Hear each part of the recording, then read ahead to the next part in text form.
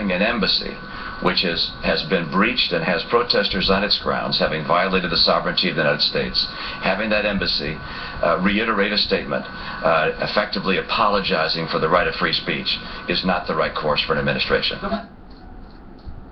Governor Romney has, in a very unwise way, injected himself into a situation where he clearly doesn't have all the facts. In no way, shape, or form is the U.S. government or the Obama administration apologizing for terrorists or sympathizing with them. I was a Foreign Service officer myself for nearly 27 years. I served both Republican and Democratic administrations, and I think it's really important that we not play politics with this.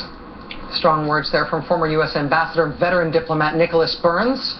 Response to Mitt Romney this afternoon. Mr. Burns, in that place that you saw him there, was being interviewed by my next guest, NBC's chief foreign affairs correspondent, the host of MSNBC's Andrea Mitchell Reports, which today at 1 p.m. on MSNBC was so riveting it was like time stopped.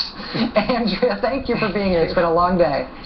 It's been a long day, but such an interesting day because it was revealing. It was one of those moments where the character and the policy were both revealed. It was very transparent. Well, let me ask you about the timing here. As far as I understand it, in terms of roughly this time last night, you were trying to get confirmation on what happened in Benghazi last night when the Romney campaign's statement got emailed out to reporters. Is that unusual in terms of the timing, and what do you think is important about that? I thought it was extraordinary, and that was the first signal that things have changed in a very strange way.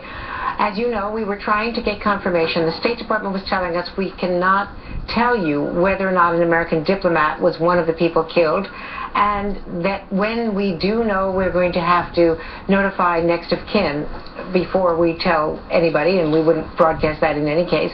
So, you know, you were on the air, I was trying to get a report together for you, and it didn't happen before 10 o'clock. And then the next thing, we had a statement from Mitt Romney, from the Romney campaign, which they released earlier than they had anticipated, and they were criticizing the statement from the Cairo embassy and calling it an apology, and today he made it a disgraceful apology and put it at the feet of the president and said that it was the president who's responsible for that, not a press officer in an embassy that was very worried about what they were seeing in the media in Egypt, that there was a lot of talk, a lot of chatter out there on 9/11 no less, about this hideous movie, a video that wasn't even being distributed as a movie, and it was a lot of bad information, so they were trying to perhaps inartfully put out a statement, fairly routine in all diplomacy, to put out a statement like that and try to appeal to the more radical segments and tell them to be quiet, to not protest.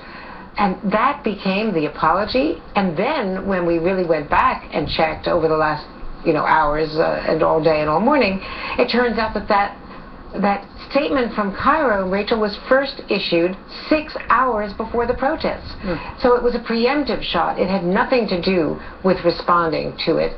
And certainly it would be very strange to put it at the feet of the President of the United States. This is a press officer in an embassy run by one of the most veteran diplomats, one of George W. Bush's favorite diplomats, Ann Patterson, who had come from Pakistan to take over Egypt, and she wasn't even in country, not responsible. She was on home leave.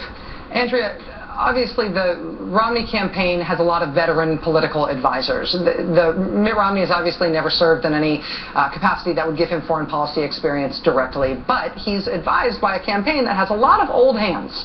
And that's why this seems surprising to me, and that's why I honestly don't know whether to see this as an attempt at sort of political boldness and political aggression, or whether this is something that was just screwed up, whether this was the product of inexperience and really, as the president said today, shooting first and aiming later. You're as experienced on these issues as anybody. What do you think?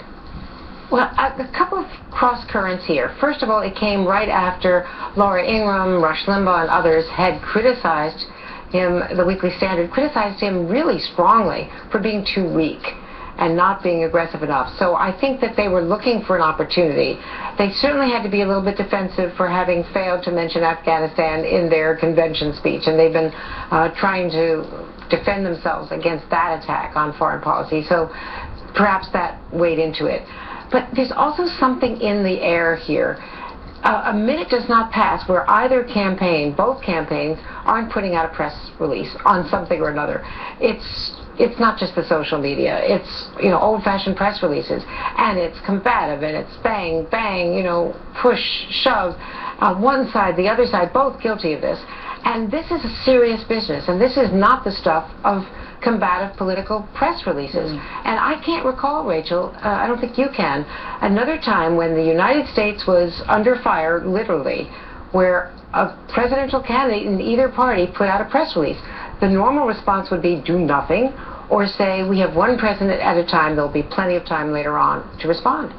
Andrea Mitchell, NBC's chief foreign affairs correspondent, host of Andrea Mitchell Reports weekday afternoons at 1 o'clock Eastern here on MSNBC, and a woman of invaluable perspective on nights like this. Thank you, Andrea. I really